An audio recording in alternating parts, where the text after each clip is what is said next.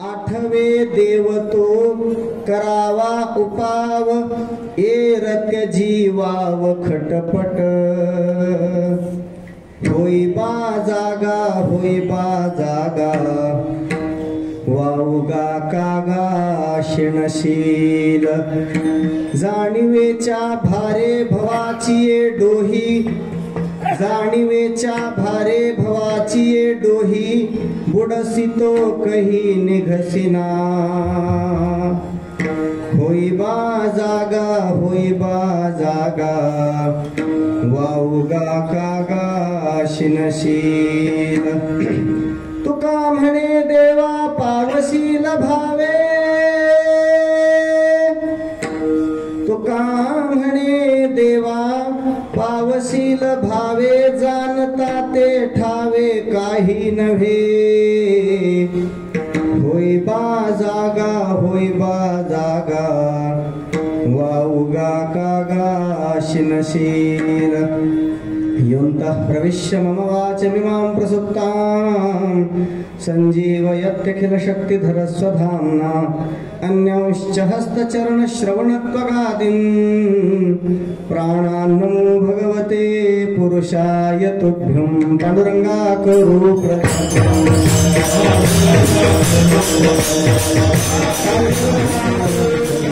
सच्चिदानंद रूपा, नमो सद्गुरु भक्त कल्याण मूर्ती, नमो सद्गुरु भास्करा पूर्ण कीर्ती, सेवेला गे सेवक,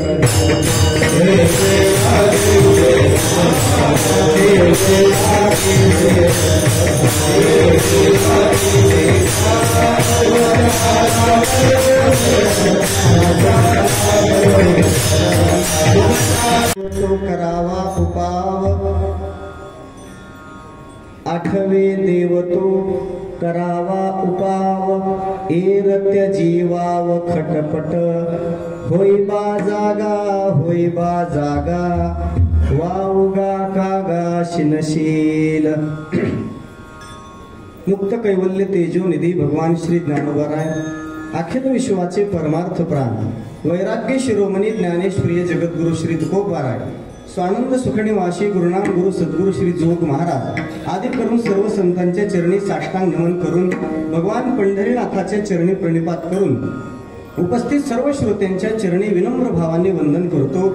या कीर्तन निरूपणासाठी जगद्गुरु श्री तुकोबार यांच्या अभंग गाथ्यातील एक 4 चरणाचा अभंग आपल्या पुढे गायलेला आहे। आजच्या अभंगातून जगद्गुरु श्री तुकोबाराय यच्च यावत मनुष्य मात्राला कर्तव्याचं भान आणि स्वरूपाचं ज्ञान या 2 तत्वाचा उपदेश करून भगवंताच्या स्मरणाचा परिहार देणं अगत्याचं आहे। आपल्या या कल्याणच्या परिसरातील कुलसेवाडी या ठिकाणी भगवान पंढरीनाथाच्या आणि संतांच्या सेवेचा योग गेली 43 वर्षापासून या ठिकाणी घडून येतो आहे। गुरुकृपा महिला भजनी मंडळ आयोजित अशा पद्धतीने हा या ठिकाणी संपन्न होणारा भक्ती महोत्सव मोठ्या आनंदाच्या वातावरणात याही वर्षी समापन्न होतो आहे। आणि या भक्ती महोत्सवातील 6व्या दिवसाची चिंतन सेवा सप्ताह संयोजन समितीच्या वतीने माझ्याकडे आलेली आहे। आजच्या कीर्तन सेवेसाठी वारकरी संप्रदायाची सेवा करणारी सगळी ईश्वरनिष्ठांची मांदियाळ या ठिकाणी उपस्थित आहे। उपलब्ध वेळेमध्ये अभंगाचं चिंतन करण्याचा प्रयत्न मला आपल्या समोर करायचा आहे।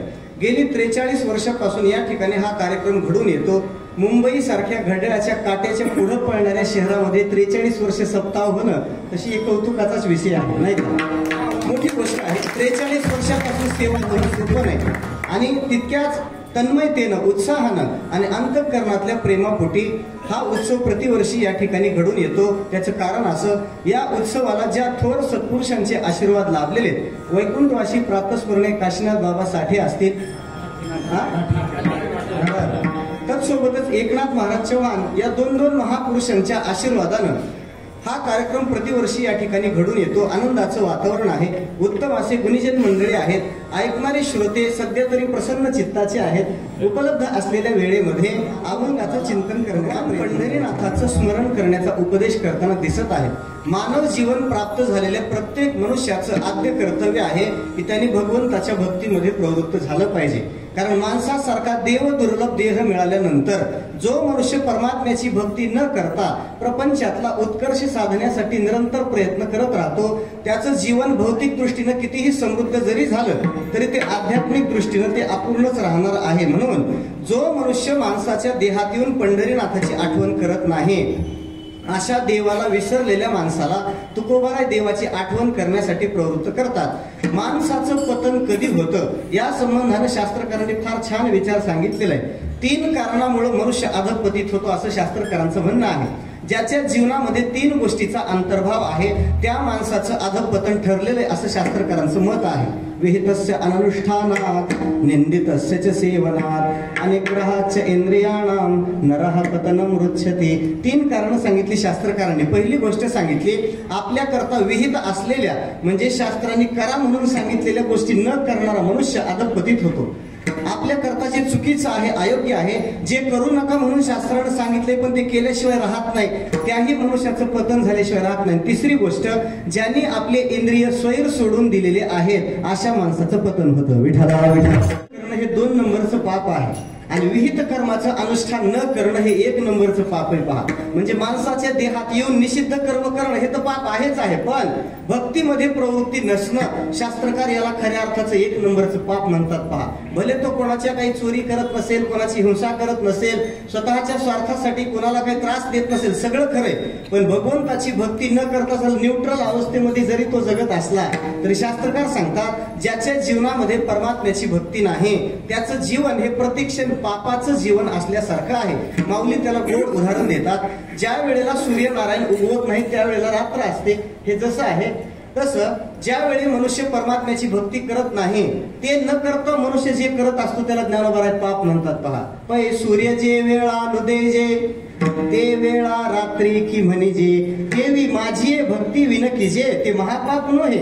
माऊली सांगतात माझी भक्ती न करता म्हणजे परमात्म्याची भक्ती न करता व्यवहारातल्या इतर सगळ्या गोष्टी करणं म्हणजे एका प्रकारचं पापच आहे. विठ्ठला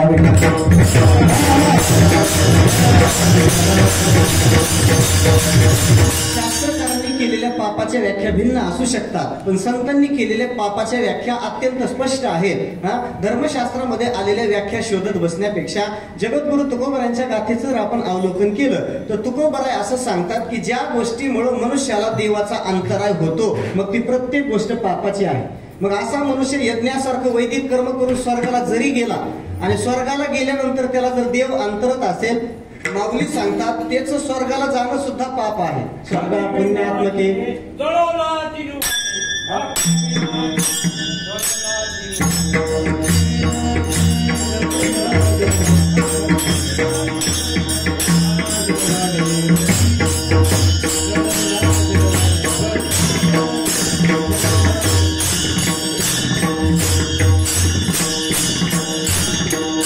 धिक्कार करणार हे वचन आहे. ज्ञानोबा सांगतात की एखादा मनुष्य पुण्य करून स्वर्गाला गेलेला आहे, पण तिथे गेल्यानंतर जर त्याला देवाचा अंतराय होत असेल, कारण स्वर्गातल्या दिव्य सुखाचा आस्वाद घेण्यामध्ये त्याचं सगळं जर तिथं काही पुण्य खर्च होत असेल आणि भगवंताचं स्मरण त्याला होत नसेल, माऊली सांगतात की त्याचं स्वर्गाला जाणं सुद्धा पापच आहे. स्वर्गा पुण्यात्मके पापे येईजे पापात्मके पापे नरका जाईजे माते जेने पाविजे ते शुद्ध पुण्य. याचा अर्थ असा आहे की भगवंताशी अंतराय घडवणारी जगातली कुठलीही गोष्ट पापाच्या यादीत मोजावी लागते. पहा, देव अंतरे ते पाप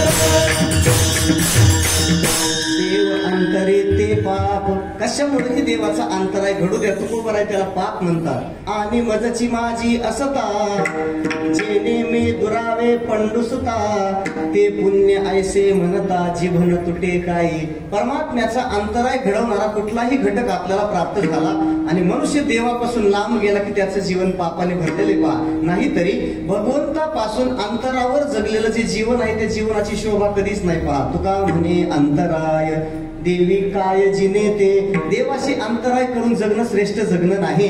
मनुष्याच्या जीवनामध्ये आल्यानंतर माणसासारखा श्रेष्ठ देह प्राप्त झाल्यानंतर प्रत्येक मनुष्याचं आद्य कर्तव्य आहे की त्यांनी भगवंताच्या विश्वासाला पात्र ठरलं पाहिजे. देवानं ही सृष्टी निर्माण करत असताना अनेक प्रकारचे जीव निर्माण केले, पण त्यांच्याकडे पाहून देवाला खेद वाटू लागला आणि मग देवानं त्याचं अवलोकन करण्याची बुद्धी असलेला माणसाचा देह निर्माण केला पहा. सृष्टा पुराणी विविधान्य जया आत्मशक्त्या वृक्षां सरीसृप पशून खगदंश मत्स्यान तैस्तैर तुष्ट हृदय पुरुषं विधाय ब्रह्मावलोकधीशनं मुदमापदेवः. म्हणजे देवानं अत्यंत विश्वासानं तयार केलेला देह म्हणजे माणसाचा आहे. आणि मग देवाच्या विश्वासाला पात्र होणं आपलं काम आहे की नाही? नाही. आपल्याला व्यवहारात एखाद्याच्या विश्वासाला पात्र होताना हरकत नाही, पण आपलं जीवन देवाच्या विश्वासाला पात्र होणं अत्यंत गरजेचे. नाथ महाराज सांगतात माणसाच्या देहात येऊनही जो भगवंताच्या भक्तीत प्रवृत्त होत नाही असा मनुष्य देवाचा सुद्धा विश्वासघात करत असतो. ऐसा पावनी नरदेह देख जो न साधीची ब्रह्मसुख, तो जना माझी परम मूर्ख विश्वासघातक देवाचा. नाथरायांची भाषा आहे की भगवंताच्या भक्तीत त्याची प्रवृत्ती नसेल तर अशा माणसाचं जगणं म्हणजे देवाचा सुद्धा विश्वासघात करण्याचं जगणं आहे. हा देवानं आपल्याला दिलेला देह इतका सुंदर आणि श्रेष्ठ आहे की या देहाकडे पाहिल्यानंतर स्वर्गामध्ये राहणाऱ्या देवांना सुद्धा लाळ घटावी वाटते पहा. इहलोकीचा हा देह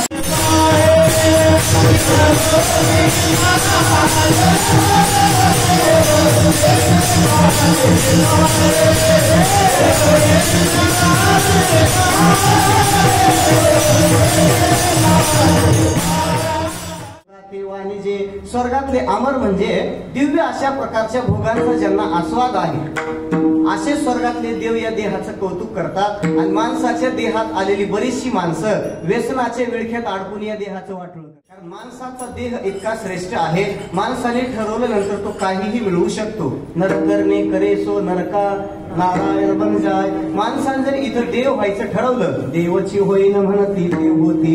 इतकं अलौकिक सामर्थ्य या देहात असल्यामुळं मनुष्यानं भगवंताच्या भक्तीमध्ये प्रवृत्त झालं पाहिजे आणि भगवंताची प्राप्ती आपल्याला ज्या साधनाने होईल असं साधन अनुष्ठानात घेण्याचा प्रयत्न केला पाहिजे. मग काही साधकांना पटलं हे संतांचं शास्त्रकारांचं म्हटलं, त्यांच्या अंतःकरणापर्यंत पोहोचल्यानंतर त्यांनी तुकोबरायांना प्रश्न विचारायला प्रारंभ केला. महाराज, तुम्ही भगवंताची प्राप्ती करून घेण्याकरता माणसाच्या देहाची उपयोगिता आहे असं सांगतात, पण माणसाच्या देहात येऊन असं नेमकं कोणतं साधन मनुष्यानं अनुष्ठानात घ्यावं की ज्याचं अनुष्ठान केल्यानंतर जीव हा परमात्म्याच्या चरणापर्यंत निश्चित पोहोचण्याचा संभव आहे, निश्चित फलपर्यवसायी असलेलं असं साधन कोणतं आहे? आणि मग त्या साधकांच्या समूहाला तुकोबाराय उत्तर द्यायला प्रारंभ करतात.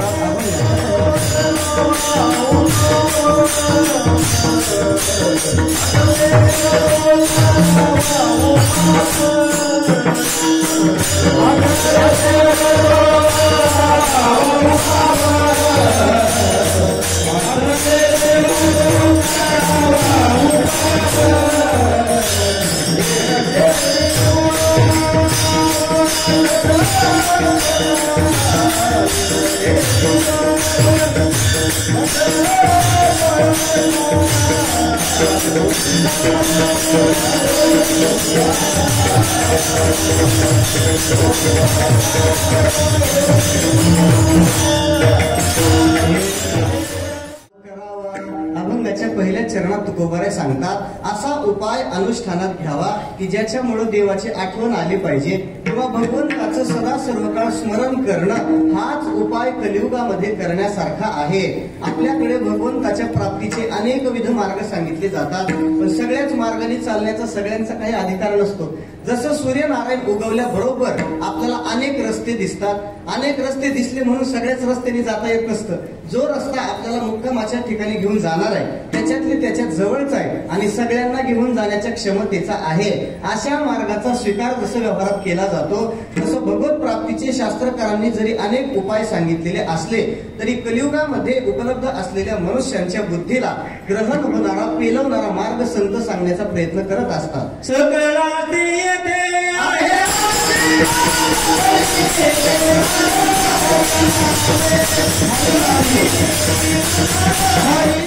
हरिनामे तुकोबाराय सांगतात कलियुगामध्ये अनुष्ठानात घेण्यासारखा एकच मार्ग आहे ज्याला भक्ती मार्ग असं म्हणतात. कारण कलियुगातल्या मनुष्याच्या बुद्धीचं वर्णन करत असताना शास्त्रकार सांगतात प्रायः म्हणजे बहुतेक करून कलियुगातल्या माणसाची बुद्धी ही विषयाचं अनुसरण करणारी आहे, मंद बुद्धी आहे, आयुष्य कमी आहे.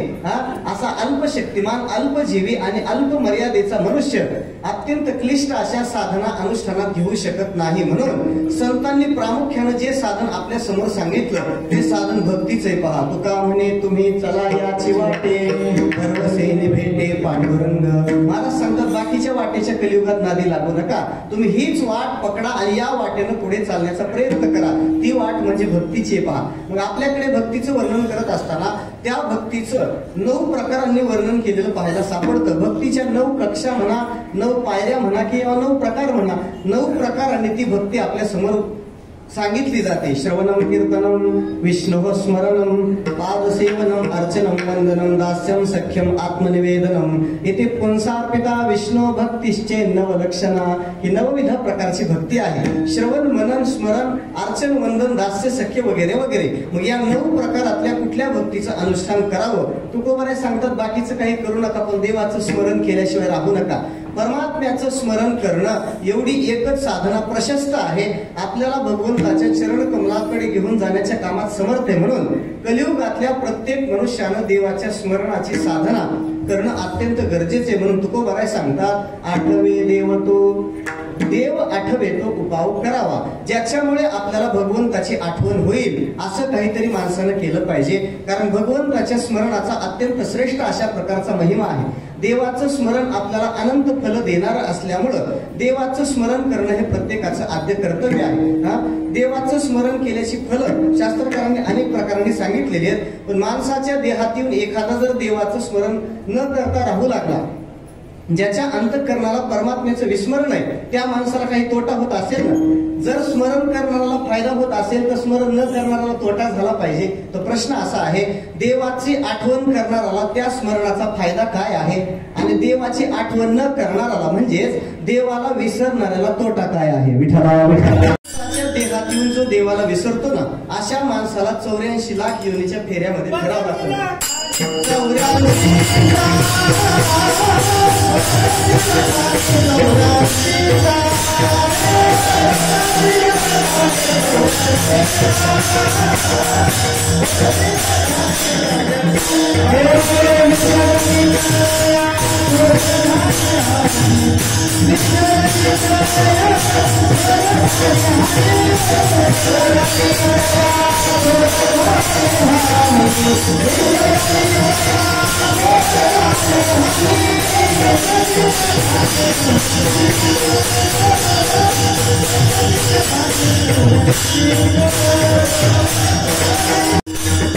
विसरली तया सामान्य हानी नाही, थोर झाली हानी पचतील खानी 84च्या साहा निस्कन महच्छित्रम साचांद जड मूढता यन्मुहूर्तम क्षणम वापि केशवम नैव संस्मरे. बरं, केशव महाराजांनीच प्रमाण दिलेलं असल्यामुळे श्लोकात केशव आणला पाहिजे.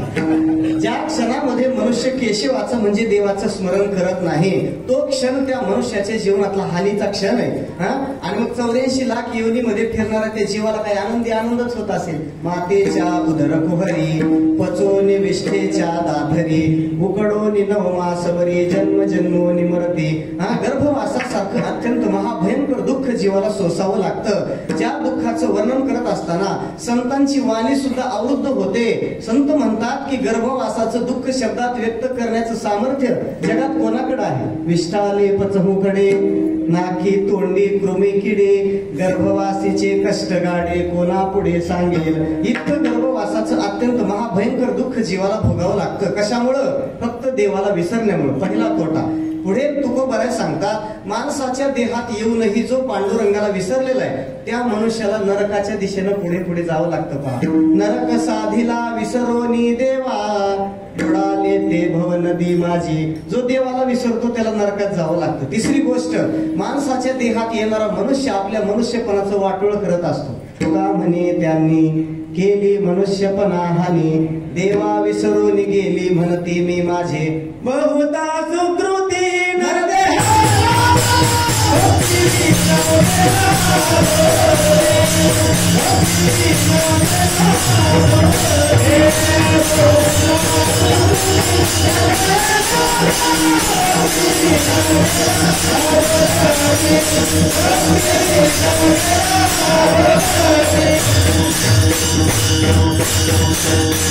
भक्तीविन गेला अधोगती. परमात्म्याचं स्मरण नसणाऱ्या मनुष्याची अधोगती ठरलेली आहे. व्यवहारामध्ये ज्या मनुष्याकडे सद्गुण संपदेचा अभाव आहे अशा माणसाला तुच्छ मानलं जातं. ज्याच्याकडे धनसंपत्तीचा अभाव आहे अशा माणसाला हीन मानलं जातं. पण व्यास महर्षी सांगतात, देवाचं स्मरण ज्याच्या जीवनात नाही असा मनुष्य सगळ्यात तुच्छ मनुष्य असतो. पहा, ज्याच्याकडे धन नाही तो तुच्छ नाहीच आहे. ज्याच्याकडे सद्गुण नाही त्याला तुच्छ म्हणू नका. जो पंढरीनाथाचं स्मरण करत नाही त्या माणसाला तुच्छ समजलं पाहिजे असं व्यासांचं मत आहे. केचित वदंती धनहीन जनो जघन्यः केचित वदंती गुणहीन जनो जघन्यः व्यासो वदति अखिल शास्त्र पुराण विद्यः नारायण स्मरणहीन जनो जघन्यः. म्हणजे पंढरीनाथाचं स्मरण न करता राहणारा मनुष्य या जगातला सगळ्यात अपराधी मनुष्य आहे. देवाच्या विस्मरणाचे अनेक तोटे आहेत. अनेक तोट्यांचा विचार देवाला विसरणाऱ्या माणसाच्या संबंधाने संतांनी केलेला आहे. सगळंच कीर्तन तोट्यात जाऊ नये, काही फायद्याचंही बघितलं पाहिजे. सगळे तोटे सांगितले म्हणतील महाराजांनी, नाही का? देवाच्या स्मरणाचे फायदे काय? परमात्म्याच्या स्मरणाचे शास्त्रामध्ये किंवा संत वाङ्मयात आलेले आपल्याला किमान 100 फायदे सांगता येणं शक्य आहे. पण वेळेच्या मर्यादेत काही जेवढे 2-4 मला सांगता येतील तेवढं सांगण्याचा प्रयत्न करतो. भगवंताचं स्मरण करणाऱ्या मनुष्याला अंतकाळात देवाचं स्मरण झाल्याशिवाय राहत नाही. आणि ज्याला अंतकाळात देवाचं स्मरण होतं, गीता सांगते त्याचं शास्त्र ठरलेलं आहे. अंतकालेच मामेव स्मरण मुक्त्वा कलेवरम प्रयाति समद्भावम याति नास्त्यत्र संशयः. पहिला फायदा, जो देवाची आठवण करतो अंतकाळात त्याला देवाची आठवण होते. नाहीतरी मनुष्यानं केलेल्या सगळ्या स्वधर्म आचरणाचा परिणाम, व्रत वैकल्याचा, भक्ती साधनेचा परिणाम जर काही असेल, शेवटला देव आठवला पाहिजे. कारण करणाऱ्या मनुष्याला भगवंताच्या चरणाची प्राप्ती निश्चित होते याच्यात संशय नाही. पहा, ज्या देवाच्या प्राप्तीसाठी साधू मंडळी गिरीकंदरात जाऊन राहतात, भगवी वस्त्र परिधान करतात, जगाचा संबंध तोडून टाकतात, निराहारी राहतात, व्रत वैकल्य करतात, आपल्या शरीराला कृश करून घेतात, अत्यंत कष्टप्रद अशी साधना ज्या देवाच्या प्राप्तीसाठी केली जाते, भगवान सांगतात तो देव फक्त त्याचं स्मरण केलं की भेटल्याशिवाय राहत नाही. अनन्य चेताः सततम यो मां स्मरति नित्यशः तस्याहं सुलभ पार्थ नित्ययुक्तस्य योगिनः. म्हणजे परमात्म्याचं स्मरण करणाऱ्याला देवाची प्राप्ती सहज आहे. आणि मग देवाच्या स्मरणाचे असे विलक्षण फायदे असल्यामुळं भगवान अर्जुनाला सांगतात, अर्जुना तू तुझ्या वाटेला आलेलं कर्म कर आणि सदा सर्व काळ माझं स्मरण कर.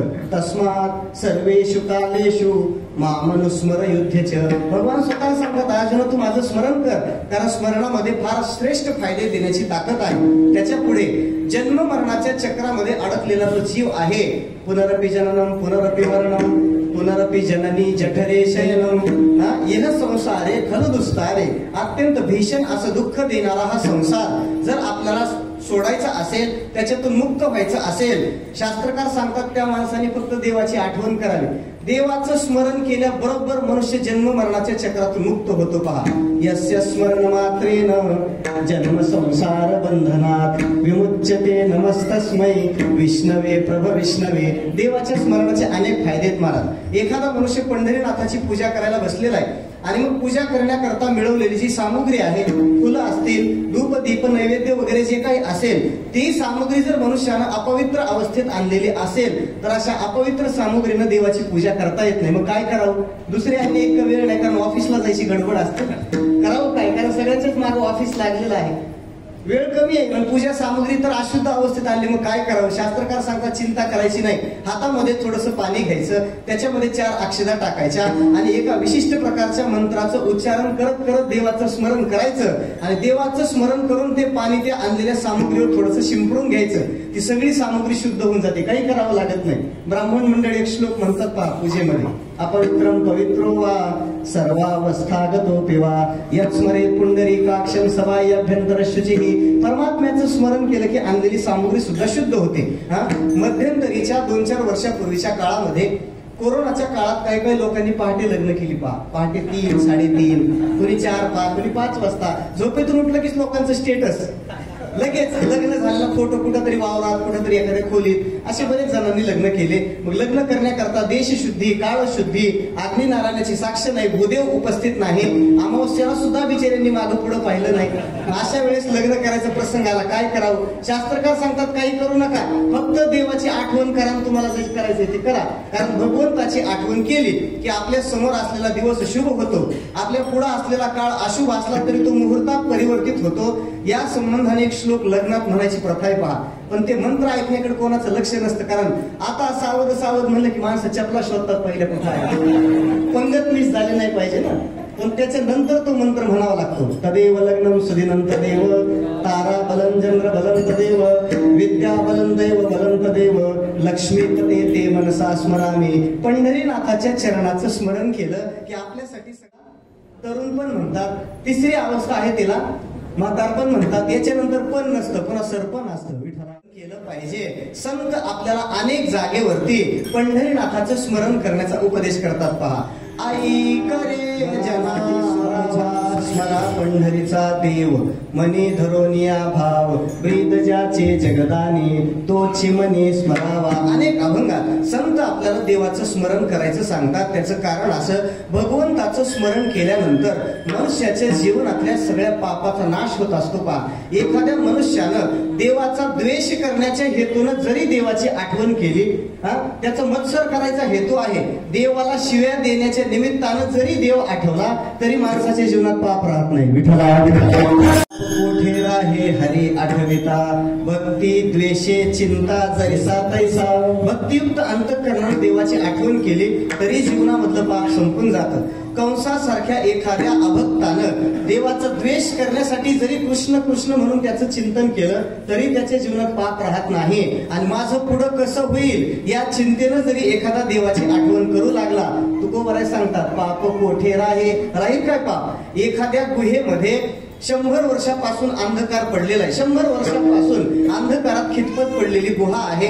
आणि मग एका सूर्यनारायणे असं ठरवलं आपण या गुहेला व्हिजिट देण्याकरता गेलं पाहिजे, सदिच्छा भेट देण्याकरता या गुहेत जाऊ. म्हणून सूर्यनारायण त्या गुहेमध्ये प्रविष्ट झाला. 100 वर्षापासून त्या गुहेत अंधकार होता. मग सूर्य आल्यापासून पुढे किती वर्ष लागतील अंधकार जायला?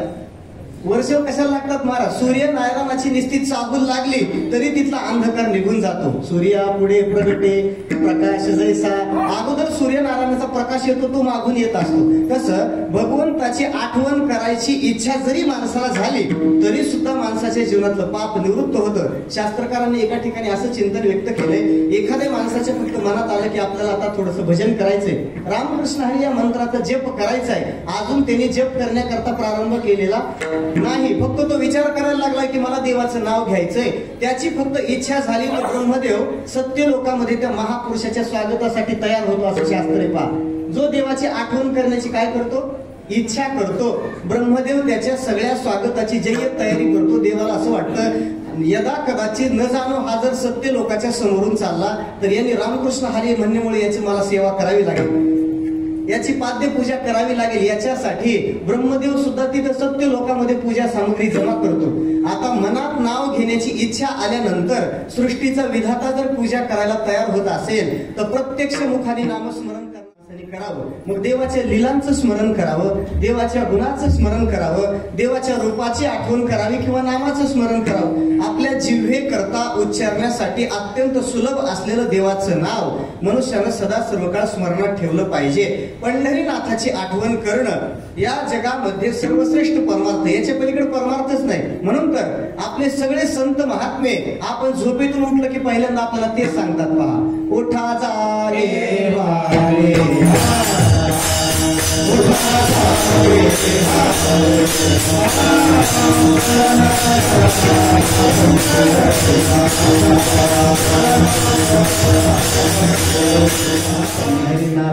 फक्त तुकोबरा देवाचं स्मरण करायचं सांगत नाहीत. आपल्या सगळ्या संतांची उपदेशाची नेहमी एक वाक्यता असते, म्हणून सगळे संत देवाचं स्मरण करण्याचा उपदेश करतात. माणसाने झोपेतून उठल्याबरोबर आपल्याला दिवसभर काय करायचं आहे याचा डाटा अंतःकरणात स्टोअर करण्याच्या अगोदर भगवंताच्या अत्यंत सुंदर अशा चरण कमलाला हृदयात धारण केलं पाहिजे.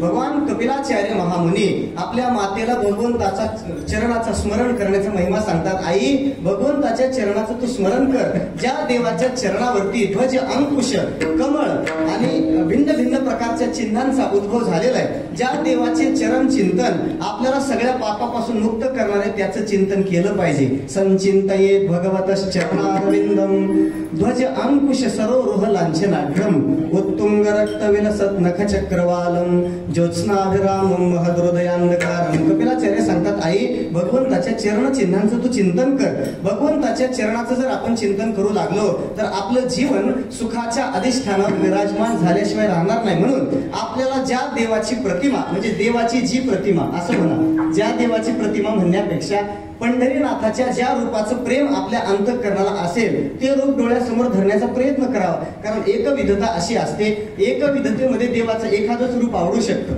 देवाचं एखादं विशिष्ट नाम आवडू शकतं. म्हणून जे नाम आणि जे रूप आपल्याला आवडत असेल त्याचं माणसाने स्मरण करायचा प्रयत्न करावा. आता भक्ती महाराणी असलेली जी राधा राणी आहे, भक्तीची अधिष्ठात्री देवता म्हटलं तर हरकत नाही, ती राधा राणी ही देवाची भक्त आहे आणि भक्त श्रेष्ठ मारुतीराय तेही देवाचे भक्तच आहे. पण त्या दोघांच्या भक्तीचं कौतुक असं आहे, राधेलाही देवाचं प्रेम आहे आणि मारुतीरालाही देवाचं प्रेम आहे. पण राधा कधी राम राम म्हणत नाही, मारुतीराय कृष्ण कृष्ण. उठल्याबरोबर सुखासन लावावं, मांडी घालून स्थिर बसावं आणि भगवंताच्या चरणापासून देवाच्या मस्तकापर्यंत त्याच्या अवयव प्रत्यंगाचा विचार करण्याचा प्रयत्न करावा. अगदी देवाच्या नखापासून देवाच्या शिखेपर्यंत, नख शिखांत म्हणतो ना आपण, असं चिंतन माणसाला ओतप्रोत देवाचं रोज रोज केलं पाहिजे. भगवंत देवडा चरणाच्या अवस्थेमध्ये उभा आहे.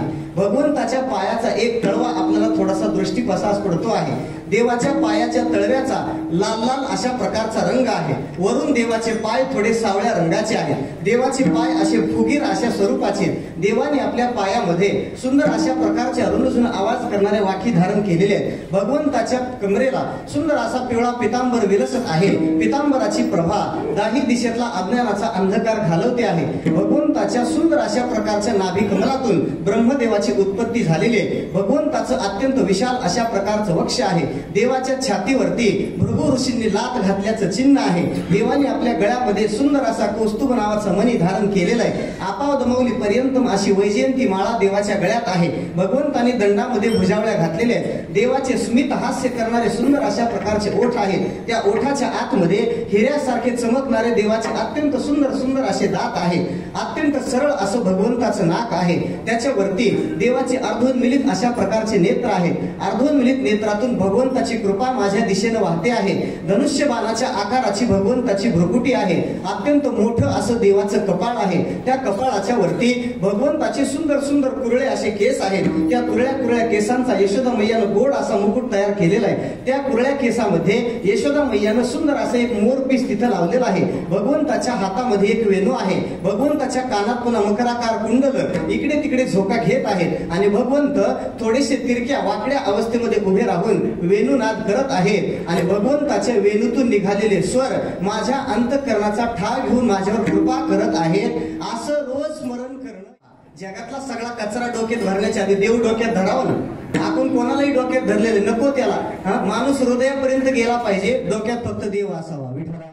प्रसंगी जगाच्या रहाटीमध्ये ते कर्म आपल्याला वरून जरी अधर्माचं वाटत असलं तरी तो अधर्म केलेला सुद्धा हरकत नाही असं तुकोबाराय सांगतात. पहा, आपल्याला जगाच्या रहाटीत तो अधर्म वाटत असला पण त्या अधर्माच्या बुडाशी जर देवाची आठवण होत असेल, तुकोबाराय सांगतात खुशाल अधर्म करा. आपल्या बापाचं वचन न मानणं हा अधर्म आहे की नाही? आपल्या आईच्या मर्यादेचं उल्लंघन करणं हा अधर्म आहे. आपल्या नवऱ्याची मर्यादा न सांभाळणं अधर्म आहे. पण हे सगळे अधर्म करणारे देवाचे भक्त आहेत. पहा, एका अभंगामध्ये तुकोबाराने त्या भक्तांचं सुंदर वर्णन केलेलं आहे. गाथ्यात उद्या अभंग वाचून पहा. देवाच्या भेटीमध्ये प्रतिबंध करणारे सद्गुरू ज्यांना प्राप्त झाले ते बळी महाराज, त्यांनी आपल्या गुरूंचं म्हणजे शुक्राचार्यांचं म्हणणं ऐकलं नाही. पहा, यज्ञ पत्न्यांनी देवाला अन्न देण्याकरता निघाल्यानंतर त्यांचे पती त्यांना आडवे येऊ लागले. त्यावेळेस त्या यज्ञ पत्न्यांनी आपल्या नवऱ्यांचं ऐकलं नाही. आपला बाप भगवंताचं स्मरण करण्यासाठी आपल्याला विरोध करतोय म्हणून भक्त श्रेष्ठ प्रल्हादांनी बापाचं वचन ऐकलं नाही. आपली आई भगवंताला वनवासात पाठवण्यासाठी कारणीभूत असल्यामुळं त्या मातेच्या संबंधानं भरताने हृदयात प्रेम धरलं नाही. असे अनेक दाखले वेगवेगळ्या अभंगात तुकोबाराने दिलेले आहेत. न मानावे तैसे गुरुचे वचन, जेने नारायण अंतरेते, आड आला म्हणून फोडीला डोळा, बळीने आंधळा शुक्र केला, करी देव तरी काय नव्हे एक का, तुम्ही पृथक कशी नावाया, उल्लंघोनिया भ्रताराची आज्ञा, अन्न ऋषी पत्न्या घेऊन गेल्या, अवघेची त्यांची देवे केले काज, धर्म आणि लाज राखिले, तया दिले ते कवनासी नाही, अवघा अंतर्वाही तोची झाला, गवळणी करीती देवाशी व्यभिचार, सांडोनी आचार भ्रष्ट होती, तया दिले ते कवनासी नाही, अवघा अंतर्वाही तोची झाला. आता पुढे महत्वाचं, देव जोडे तरी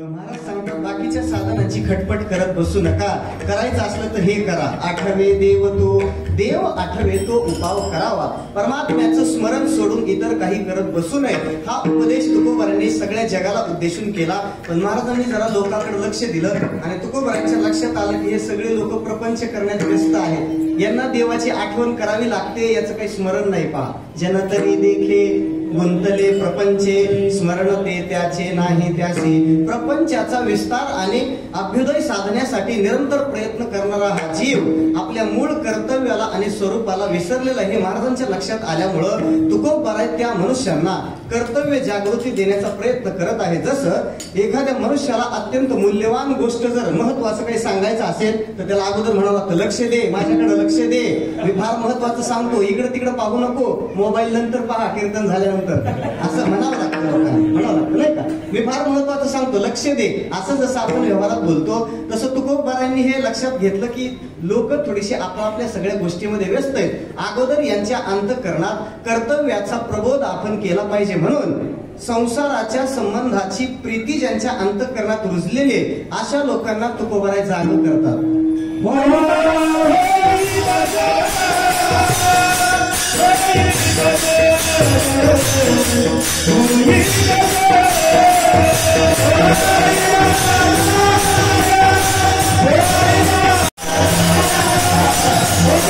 जागा होईबा जागा.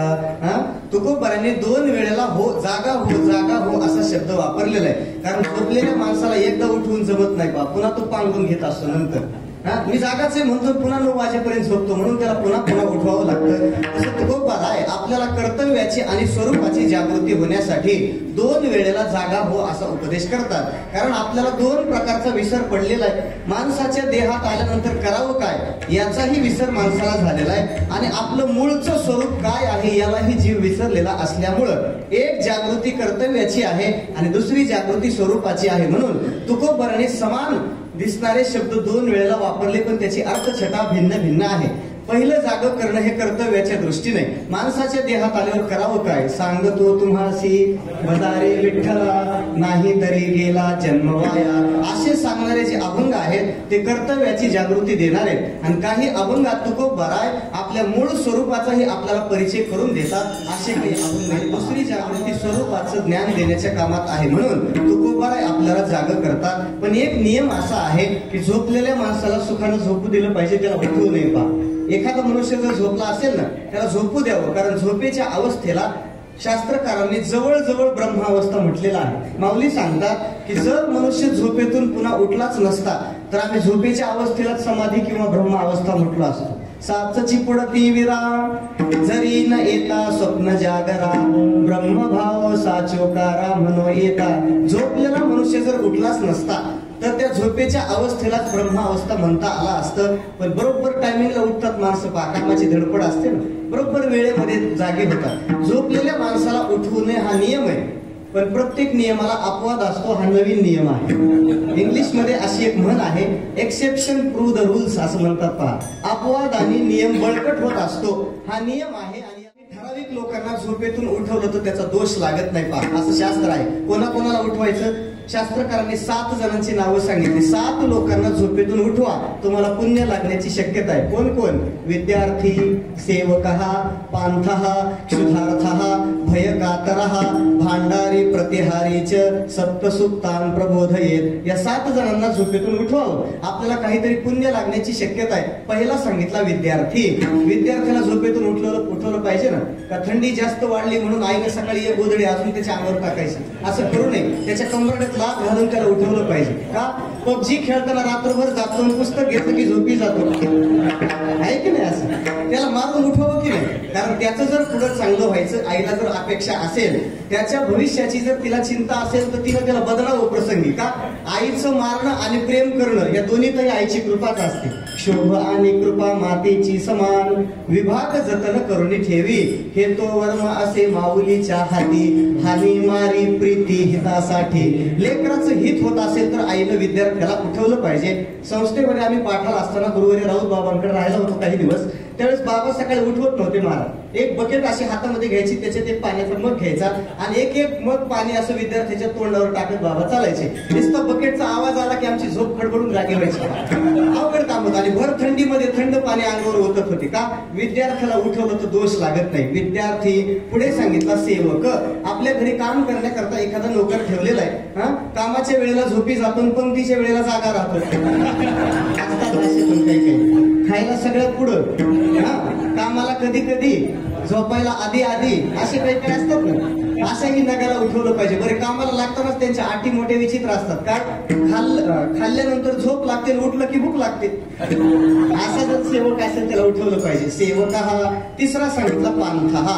जुन्या काळात लोक पायी प्रवास करायचे. पहा, एखादा पायी प्रवास करणारा वाटसरू आहे, आपल्या गंतव्य स्थानाकडे निघालेला आहे, पण ऊन जरा जास्त आहे म्हणून समजा आपल्या मंदिराच्या ओसरी जर झोपला तर किती वेळ झोपू द्यायचं त्याला? 1-2 तास त्याची विश्रांती होईपर्यंत झोपू द्यावं. त्याचा पुढचा प्रवास झाला पाहिजे याच्याकरता वाटसरूला उठवावं. पांथा हा. चौथा सांगितला क्षुधार्थ हा. अत्यंत भुकेच्या पिढीनं व्याकुळ झालेला आहे, पण स्वयंपाक व्हायला वेळ आहे म्हणून बैठकीत तक्क्याला टेकून बसला तसा झोपी गेला, तर त्याला झोपू द्यायचं का? त्याची भार्या त्याला म्हणते, थोडस मालक थोडीशी कळ काढा, भाकरी भाजायला 10 मिनिटं वेळ आहे, थोडं तक्क्याला टेकून बसा, आता भाकरी तुमच्या पानात वाढते, लगेच तुमचं जेवण होईल. मग तेवढ्या वेळ वाट पाहत पाहत त्या तक्क्याला टेकून बसलेला मनुष्य जर झोपी गेला आणि बायको पुन्हा ताट घेऊन आली आणि तिनं बघितलं बाबा आपला पती परमेश्वर झोपलेला आहे, मग देवाची शेजारती असते ना रात्री 11 वाजता, तसं हा सुद्धा माझा परमेश्वरच आहे याची आपण शेजारती करावी. म्हणून जर ती नवऱ्याला न उठवता त्याची जर नुसतीच आरती करू लागली तर बिचारा कायमचाच झोपेल, तो कधीच उठायचा नाही. म्हणून त्यालाही उठवलं पाहिजे. शुद्धार्थ हा. 5वा सांगितला भय कातर हा. घाबरलेल्या अवस्थेत जर एखादा मनुष्य झोपला तर शास्त्रकार सांगतात त्याला झोपू देऊ नये. पहा, एखाद्या मनुष्याला सर्पदंश झालेला आहे, काहीतरी भीती त्याच्या अंतःकरणामध्ये स्थिर झाली आणि झोपायला गेला, त्याला झोपू देऊ नये. कारण आयुर्वेद असं म्हणतो, घाबरलेल्या अवस्थेत जर एखादा मनुष्य झोपला तर झोपेतच त्याचा मृत्यू येण्याची शक्यता असते. म्हणून अशा माणसाला उठवावं, झोपू देऊ नये. मग त्याच्या नाकाला कांदा लावावा, चप्पलचा वास द्यावा, कारण सगळ्या गावात फिरून आलेली असते चप्पल, काही करावं पण त्याला झोपू देऊ नये. पहा, भय कातर हा. पुढे सांगितला भांडारी. भांडारी शब्दाचे 2 अर्थ आहेत. पहिला अर्थ आहे गोदामाची रक्षा करणारा वॉचमॅन असा अर्थ घ्या, आणि दुसरा अर्थ होतो स्वयंपाक करणारा आचारी. आचारी जर स्वयंपाक करता करता झोपी गेला तर पंक्तीचं कसं व्हायचं पुढे? किंवा जो पदार्थ जितका जी वस्तू तिथं टाकायला पाहिजे ती मापात पडली पाहिजे ना. हा, जुन्या काळात रॉकेल मिळत होतं पहा, तेलाच्या जागेवर जर त्या आचार्याने रॉकेलचा डबा त्याच्यात ओतला तर सगळ्या स्वयंपाकाची वाटोळ व्हायचं, म्हणून त्याला उठवलं पाहिजे. भांडारी. शेवटी सांगितला प्रतिहारी. प्रतिहारी शब्दाचा अर्थ आहे एका राजाचा निरोप दुसऱ्या राजाला पोहोचवण्यासाठी जुन्या काळामध्ये एका माणसाची नेमणूक केलेली असायची, त्याला प्रतिहारी असं म्हणतात. निरोप सांगायला निघालेला आहे, हा, एखाद्या मनुष्याची फार प्रकृती बिघडलेली आजारपणाचा निरोप सांगायला त्याच्या लेकीकडे वगैरे गेला आणि वाटातच झोपला तर माघारी श्राद्ध होईपर्यंत येईल का? येणार नाही, म्हणून त्याला उठवलं पाहिजे. पण आताच्या काळात काही असं गरज नाही बा, प्रतिहारीची आता गरज नाही का? व्हॉट्सअपला ब्रॉडकास्ट तयार केली की 1000 लोकांपर्यंत एकदाच, त्याच्यापेक्षा फेसबुक लाईव्ह करावं, झूम मिटिंग घ्यावी, काय करायचं ते करावं, पण निरोप देणाऱ्या माणसाला उठवलं पाहिजे. हे 7 जण जसे शास्त्रकारांनी सांगितले तसे तुकोबारांनी अजून 2 सांगितले. पहा, काहींना कीर्तनात झोप लागली तर त्यांनाही उठवा, आणि काहींना जेवताना झोप लागली तर त्यांनाही